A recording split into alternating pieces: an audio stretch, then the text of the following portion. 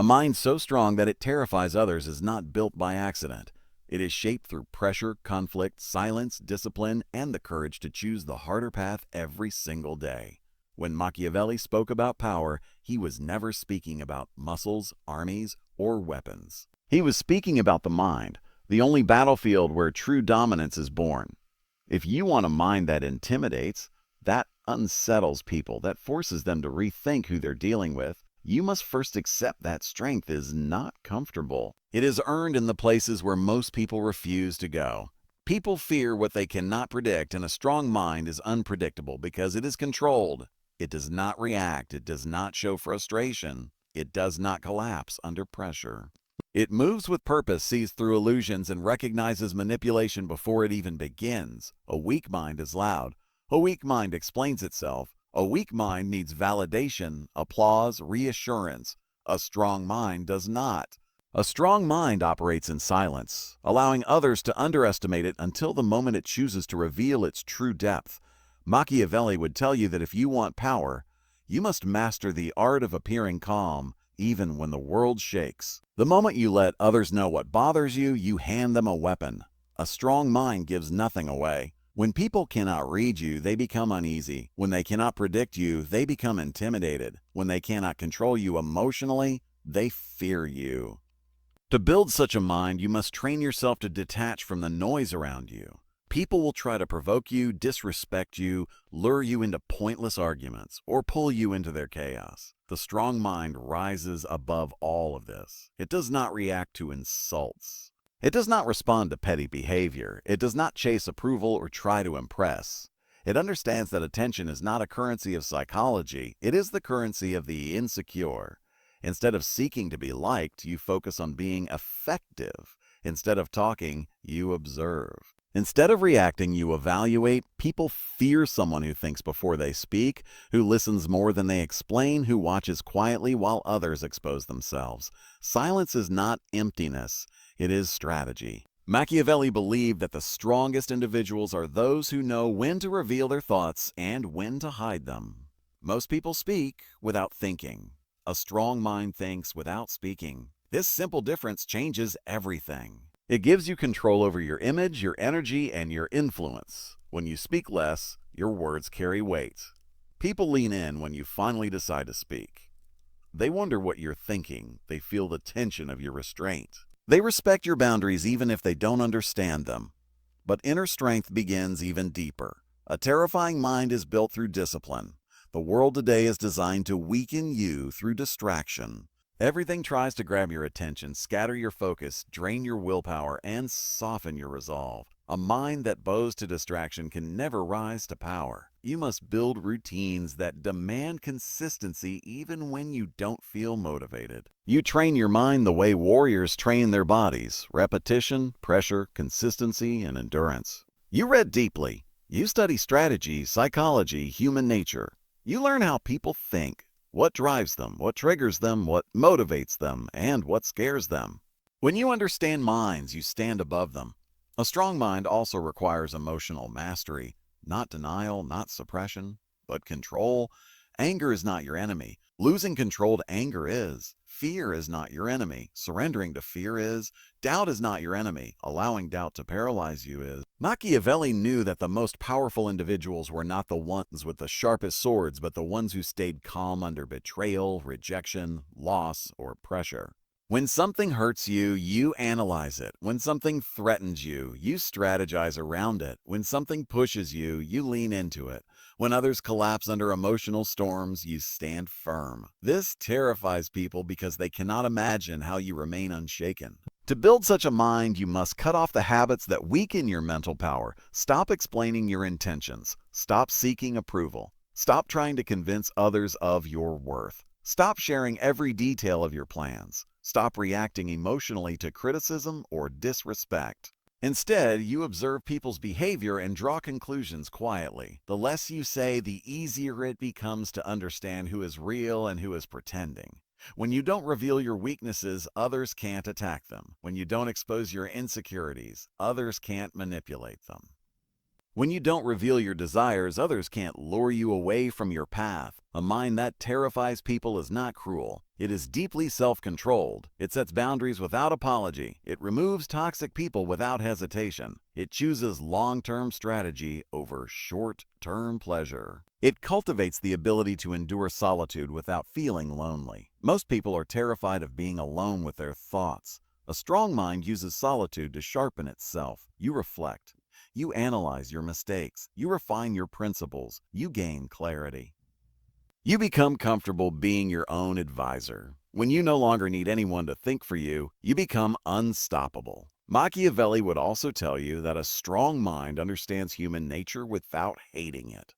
You see people's flaws, weaknesses, and insecurities with clarity, but you do not judge them. You simply adjust your expectations and your strategies. You do not rely on promises, but on patterns. You do not depend on others for stability, but for opportunities to learn. When someone lies to you, you do not react with rage. You note the type of person they are. When someone betrays you, you do not collapse. You silently shut the door. This calm, calculated approach makes people uneasy because they realize they cannot manipulate you the way they manipulate others. Another pillar of a powerful mind is the ability to delay gratification. Most people crumble because they want comfort now, results now, validation now. A strong mind chooses difficulty now for greatness later. You sacrifice laziness for discipline, distractions for focus, momentary pleasure for long-term dominance. Every day you delay what is easy. You strengthen the part of your mind that can handle what is hard. Every time you silence your urges, you build the kind of inner authority that commands respect. Those who can master themselves naturally rise above those who cannot.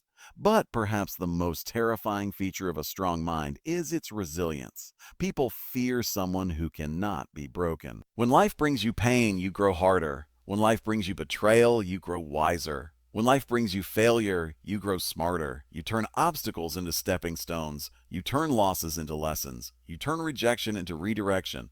Nothing destroys you. Everything refines you. When others see that you refuse to be defeated, they lose the power to discourage you. They realize that you operate on a level they cannot reach. A powerful mind also knows when to act and when to wait. Machiavelli emphasized timing. The right move at the wrong time is a mistake. The wrong move at the right time is still a failure. Patience is a weapon. You learn to wait until emotion fades, until the situation reveals itself, until the strategy becomes clear. You move only when movement benefits you. This makes your presence unnerving because you are never chaotic. You are intentional. People cannot tell whether you are 2 steps ahead or 10, but they know they are not ahead of you.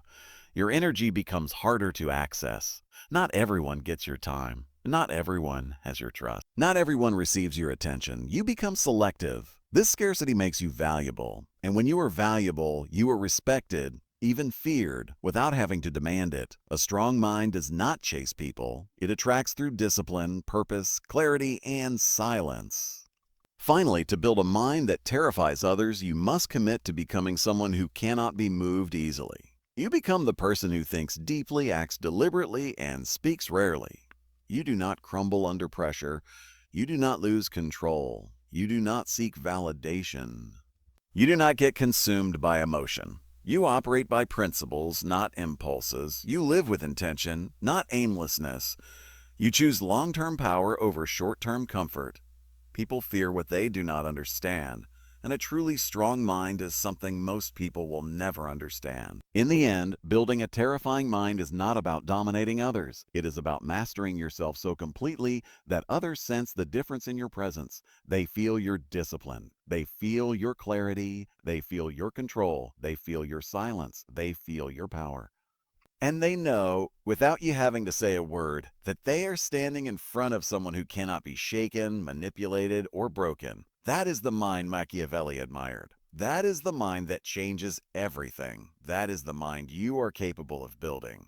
A mind that terrifies people is built slowly, layer by layer, through choices that most people are too afraid to make. It begins when you stop living reactively and start living intentionally. Most minds are shaped by the environment, by opinions, by trends. Inside every human being, There is a battle that few ever admit, a silent conflict between the part of you that wants to rise and the part of you that quietly pulls you back into the darkness you came from.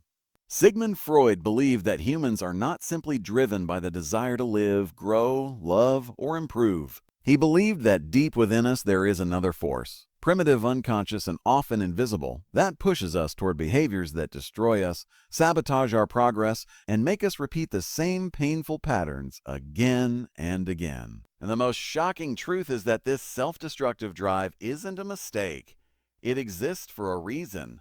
Freud called this the death instinct, the inner pull toward chaos, comfort, repetition, and the familiar. According to him, people don't ruin their lives because they are weak or stupid. They ruin their lives because the mind is trying to return to what it already knows, even if that familiarity is toxic. A person who grew up around instability often seeks instability as an adult without realizing it. Someone raised in emotional distance may accept coldness as normal. Someone who learned that love equals pain may keep choosing the same painful relationships.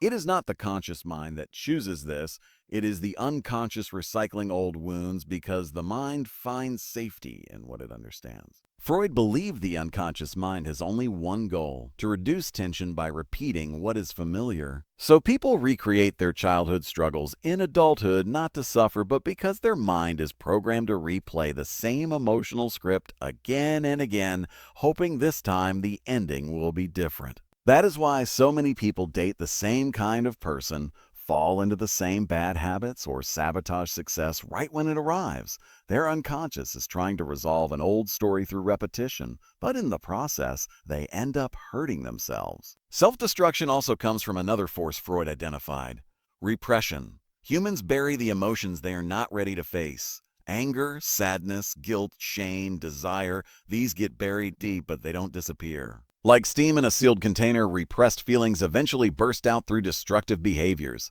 Some people lash out at others. Some attack themselves.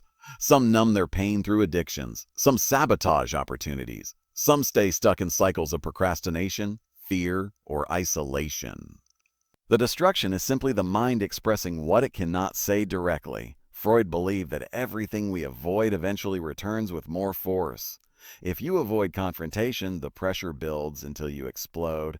If you avoid sadness, it returns as numbness. If you avoid your past, it returns as patterns that trap you. And if you avoid your purpose, your life becomes filled with distractions that slowly eat away at your spirit. Self-destruction is not the desire to die. It is the desire to stop feeling what you don't know how to face. People destroy themselves because it is emotionally easier than confronting the deep wounds inside them. Another reason individuals are drawn to self-destruction, according to Freud, is the conflict between the ID and the superego. The ID seeks pleasure, escape, comfort, and instant gratification. The superego demands discipline, morality, and perfection. When these forces collide, the person becomes trapped between impulses and guilt. They chase something that gives temporary relief, then punish themselves with shame afterward. This cycle can create a life that oscillates between indulgence and self-hatred. The mind becomes both the prison and the punishment. People also destroy themselves because of unconscious guilt. Freud believed many carry hidden guilt from childhood, guilt for wanting independence, for rebelling, for having desires that were suppressed, for emotions they didn't understand. This guilt creates a belief that they do not deserve happiness, success, or peace. So even when good things appear, they sabotage them. They break what they love. They ruin opportunities. They walk away from people who care for them. Not because they want failure, but because deep inside they believe failure is what they deserve. Freud also said that humans run toward destruction because destruction gives them a sense of control. When life feels chaotic, when emotions feel unpredictable, and when the world feels overwhelming, people sometimes choose self-sabotage because at least it is predictable. At least they are the ones causing the pain, and causing your own pain often feels safer than waiting for someone else to cause it. A breakup you initiate hurts less than a breakup you fear. A dream you never pursue feels safer than one you might fail at. A risk you don't take feels better than a rejection you can't handle. So people restrict their own growth to avoid feeling powerless. Freud believed that self-destructive behavior is not a flaw, it is a message. a message that something inside you is unresolved, something is unhealed. Something is asking for attention. Maybe it's the inner child whose needs were never met. Maybe it's the version of you that was judged, ignored, or punished. Maybe it's the person you had to become just to survive. Self-destruction is the alarm system of the soul warning you that your inner world needs repair. People are drawn to self-destruction because destruction is easier than transformation. Building a new identity requires courage. Breaking old patterns requires awareness. Facing your fears requires strength, but destruction requires nothing. You simply let go. You fall. You collapse into what is familiar. And for many, that collapse feels like home. But Freud also believed that awareness is the beginning of liberation. The moment you notice your destructive patterns without judgment, you start weakening their power. The moment you realize you are repeating an old story, you can choose a new one. The moment you understand that your mind is not your enemy, but a messenger, you can begin healing instead of fighting. And healing, according to Freud, is the process of bringing the unconscious into consciousness. It is about seeing your patterns clearly, understanding where they came from, and choosing differently for yourself.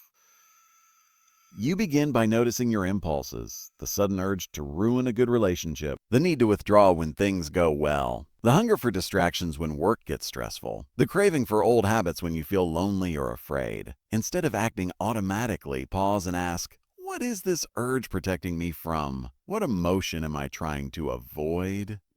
What fear is being triggered? What story from my past is being replayed? This simple act of awareness pulls your mind out of autopilot and into clarity. The next stage Freud believed in is expression. Repressed thoughts lose power when they are spoken, written, processed, or confronted. Anger that is acknowledged becomes manageable. Sadness that is felt becomes softness instead of a void. Fear that is expressed becomes a map instead of a prison, and guilt that is understood becomes forgiveness. When you release what has been buried inside you, the drive for destruction weakens because the pressure disappears. Freud insisted that healing requires honesty about your desires, your wounds, your fears, your mistakes, and your longings. Most people never heal because they keep lying to themselves, pretending they are strong when they are hurting, pretending they don't care when they do, pretending their past doesn't matter when it shaped everything. Self-destruction thrives on denial, but self-transformation begins with truth. As the unconscious becomes conscious, you start to see the real reason behind your choices. You realize that the people you choose reflect the love you think you deserve. You realize your procrastination is actually fear of judgment. You realize your anger hides sadness. You realize your addictions hide emptiness. You realize your self-sabotage hides a desperate need for safety. And once you see these truths, the spell breaks. The pattern loses its power. You are no longer controlled by impulses you never understood. Freud believed the final escape from self-destruction comes from integration, bringing the different parts of yourself together instead of letting them fight. Your wounded self, your ambitious self, your fearful self, your confident self, your child self, your adult self, they all want something. And when you stop ignoring one part of yourself, you stop being torn apart internally. Healing is making peace with every version of you that survived until now. When you become aware of your unconscious, when you stop repressing your pain, when you become honest with yourself, when you integrate your inner parts, you stop being drawn to destruction. You stop repeating the past. You stop sabotaging your future. And you begin to live not from fear, but from choice. Freud believed that humans are capable of transcending their destructive instincts when they cultivate self-awareness, emotional strength, and the courage to rewrite their story. The death instinct may exist, but so does the instinct for life, creation, love, and meaning. And when you strengthen that instinct through healing, introspection, discipline, connection, and purpose, you stop being pulled downward and start rising upward. Self-destruction is not destiny. It is a signal. It is the mind crying out for transformation. And the moment you understand your own depths, the moment you face the darkness inside you, it stops consuming you and becomes the foundation for a stronger, wiser, more conscious version of you. Pain becomes insight. Repetition becomes awareness. Fear becomes clarity, and the past becomes a lesson instead of a prison. You are not drawn to destruction because you are broken. You are drawn to destruction because something inside you wants to be healed, seen, heard, and understood. And the moment you start listening, truly listening, you begin the journey from unconscious sabotage to conscious power. You begin to reclaim your life. You begin to rise. Humans are fascinatingly complex, and one of the most puzzling aspects of our nature is the way we seem to undermine ourselves. We chase success only to sabotage it. We seek love only to push it away. We reach for our dreams only to stumble over the very patterns that have kept us safe in the past. Freud called this the repetition compulsion, the unconscious need to repeat old experiences, even when they cause pain. It's not masochism in the ordinary sense, it's the mind attempting to master what it could not understand in the first place. Every era of human history has been shaped by alliances, betrayals, favors, and the hidden cost of helping the wrong people. Machiavelli understood this better than almost anyone. He observed human nature not as we wish it to be, but as it truly is, driven by ambition, insecurity, vanity, fear, envy, and desire. When he warned leaders about offering help, he wasn't telling them to be heartless. He was telling them to be wise. He believed that misguided generosity can destroy a person faster than any enemy could. And in life, many people are not ruined by their weaknesses, but by the people they choose to save. When you help the wrong kind of person, you don't just risk losing your resources. You risk losing your peace, your reputation, your future, and sometimes even your identity. There are certain people who turn your kindness into a weapon against you. You lift them up, and they drag you down. You give them opportunities, and they waste them. You give them respect, and they repay you with disrespect. Machiavelli saw a pattern. People do not rise according to the quality of help they receive. They rise or fall according to the quality of their character. And if character is rotten, no amount of support will ever transform it. Instead, your support becomes fuel for their destruction and yours. Imagine you are building a great fortress for your future. Every action, every hour, every decision adds another stone. But when you help the wrong people, it's like placing your fortress in the hands of someone who secretly chips away at the foundation. You don't see the cracks until the collapse has already begun. Machiavelli wanted you to see these cracks early. He wanted you to recognize the subtle behaviors that reveal someone's true nature long before you invest your time, energy, and heart. There are people whose lives are marked by chaos. Whenever they step into a room, problems seem to multiply. Not because the world is cruel to them, but because they refuse to take responsibility for their own patterns. You try to fix their crises, only to discover they created them. You try to guide them, only to be blamed for their failures. Machiavelli would say, "You cannot save someone who is committed to sinking. Helping them is like tying yourself to a drowning person who fights the rescuer instead of relaxing to be saved." They pull you down with them, not out of malice, but because they've never learned how to swim on their own. Then there are people who treat help as entitlement. You give them a hand once and they expect it forever. Your support becomes their addiction. They begin to believe you owe them something. And the moment you stop helping, they turn cold, resentful, or even hostile. Machiavelli saw this often in politics. Those you help the most often become the ones who resent you the deepest, because every favor you give them is a reminder of their dependence, their weakness, their inability to stand without you. They don't thank you for rescuing them. They hate you for making them aware they had to be rescued. And then there are the ungrateful. These are the people who take everything personally but nothing seriously. You offer them help out of kindness, and they rewrite the story in their mind. Instead of seeing your support as generosity, they see it as proof that they deserve more. Gratitude is replaced with expectation. Expectation turns into greed. Greed turns into disrespect. Machiavelli believed that ingratitude is one of the strongest signs of corrupted character. A person who cannot appreciate small help will never properly value big help. Their memory of your kindness fades instantly, but their memory of your refusal lasts forever. Some people see your help not as a gift, but as an opportunity to manipulate.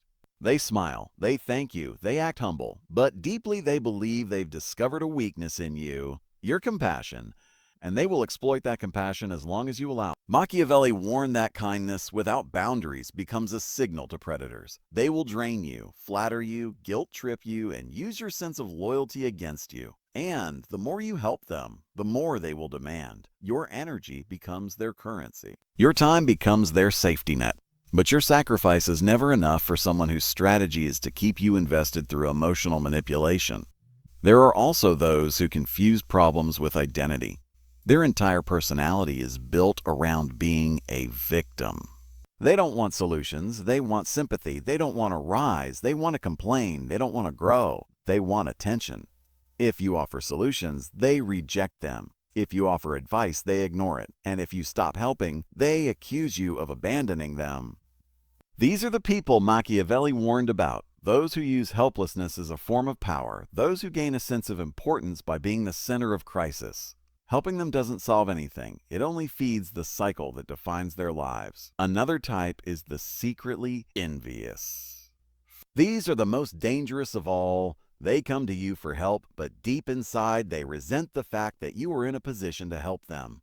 They hide their jealousy under polite words and fake gratitude. They act friendly, they appear loyal, but they're watching your strengths, your achievements, your advantages. The moment they no longer need you, they turn. The moment your back is turned, they undermine you. Envy is a fire that kindness cannot extinguish. Helping an envious person only intensifies their bitterness because each favor reminds them of what you have that they do not. Consider also the reckless, the ones who make decisions based on impulse, emotions, pleasure, or pride. You try to guide them, and they reject wisdom. You try to warn them, and they ignore every word. They sabotage themselves and then expect you to clean up their chaos. They want you to invest in their dreams, but they refuse to invest in discipline. Machiavelli would say, never attach your future to someone who cannot control their own present. If a person cannot govern themselves, they are unfit to benefit from your support. And when their recklessness leads to disaster, they will not thank you for trying to help. They will blame you for not doing enough. There are also the ones who drain your spirit. They constantly need reassurance, affirmation, guidance, and emotional rescue. Every conversation becomes therapy. Every interaction becomes a demand. You pour energy into them, hoping they will eventually stand on their own, but they never do. Helping someone who refuses to help themselves is not compassion, it's self-destruction. Machiavelli believed that your strength must be preserved for people who value it, not wasted on people who consume it without ever giving anything back. At some point in life, you begin to understand the truth Machiavelli saw. Not everyone should be saved. Some people must be allowed to face the consequences of their choices. Some must be allowed to fall so they can learn how to rise. Some must be allowed to lose so they can discover discipline. Some must be allowed to struggle so they can develop strength. When you interfere with natural consequences, you rob people of growth. You carry their weight, and they never learn how to carry their own. You shield them from reality, and they remain weak, entitled, dependent. Helping someone is one of the noblest things you can do, but wisdom is knowing who to help. Machiavelli believed that your resources, your time, your attention, your heart are investments, and like any investment, you must evaluate the risk. If someone refuses to change, refuses to take responsibility, or refuses to appreciate your support, your help is wasted. And wasted help doesn't just disappear. It becomes a liability. It turns into resentment, conflict, emotional exhaustion, and betrayal. Think of your life like a kingdom. Every minute of your day is a soldier. Every ounce of your energy is a piece of armor. Every act of kindness is a diplomatic decision.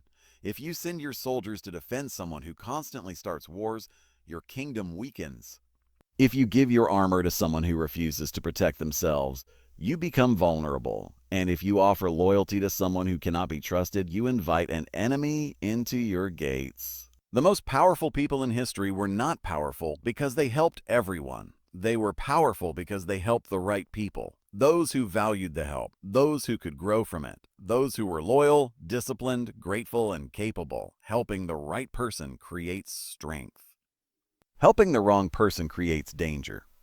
As you move through life, you must learn to observe people, not their words, but their patterns. Do they take responsibility? Do they appreciate effort? Do they value your time? Do they try to grow? Do they show loyalty?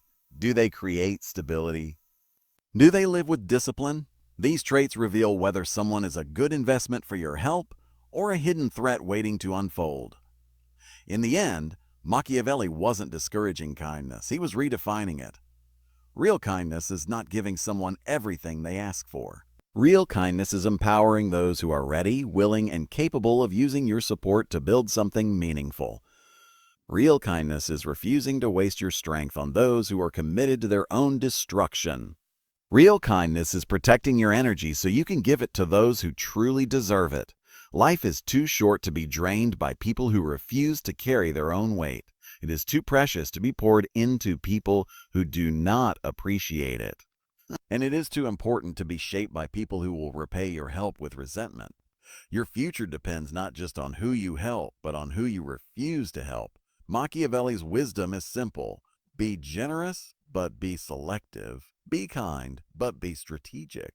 And above all, protect your power by choosing wisely whom you give it to. There comes a moment in every person's life when they realize that helping others is not just an act of kindness. It is a test of judgment. You begin your life thinking that giving more makes you a better person, that generosity is always noble, and that kindness is always rewarded. But reality slowly teaches you something Machiavelli understood long ago. Kindness without discernment is a path to ruin. When you help people who misuse your support, you don't just lose your time, you lose your peace, your mental clarity, and sometimes your direction. You discover this truth through experience. Someone comes to you in a moment of desperation, and you give them your time, your advice, your effort. You sacrifice your priorities to lift them up. They promise they will change. They promise they will not repeat the same mistakes. They promise they will honor your help. But soon you realize they never wanted transformation. They only wanted relief, and relief is temporary. Transformation requires discipline, effort, and honesty, which many people run from. So they fall back into their old patterns, and you become the one responsible for fixing the mess they created. You become the emotional garbage collector for someone who refuses to clean their own inner world. Machiavelli would tell you, understand the nature of people, not the excuses they present. A person who refuses to improve will waste every opportunity you give them. A person who refuses to grow will destroy every second chance you offer. A person who refuses to be accountable will resent you the moment you stop rescuing them. These people don't want guidance. They want dependency. They want you to become the reason they don't change, so they never have to face their own reflection. There are people who wear humility like a costume. They act small, fragile, helpless, just long enough to win your sympathy. But beneath that act lies a deep sense of entitlement. They believe the world owes them comfort without effort, reward without discipline, success without sacrifice. When you help them, they see your support not as a blessing, but as confirmation that their entitlement is justified. They don't say a thank you, they say a finally. And the moment you expect accountability from them, they vanish or turn hostile. They don't want a mentor, they want a servant.